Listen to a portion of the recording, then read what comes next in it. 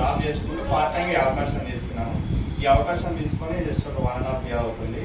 1.5 yearలో ఏంటంటే ఒక గోవా ట్రిప్ వెళ్ళాను టీంతో పాటు, అదేవిధంగా థాయిలాండ్ ట్రిప్ కూడా వెళ్ళాను బ్యాంకాక్. ఓకేనా. సో నెక్స్ట్ వచ్చేసి ఏంటంటే ఒక 50+ ఇన్కమ్ కూడా తీసుకుంటున్నాను.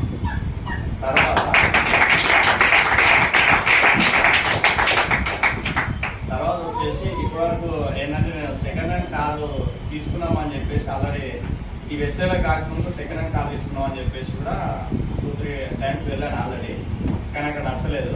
కానీ ఏంటంటే ఈ వెస్టేజ్ అవకాశం ద్వారా ఒక 13 లక్షల షోరూమ్ కార్ తీసుకోవడం జరిగింది.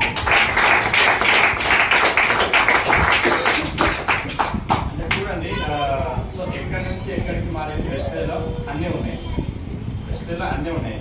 సో నమ్మినాం అనుకోండి మాకు వచ్చింది మీకు కూడా వస్తుంది, నమ్మలేమనుకోండి ఇక్కడనే ఉంటాం, ఏం కాదు.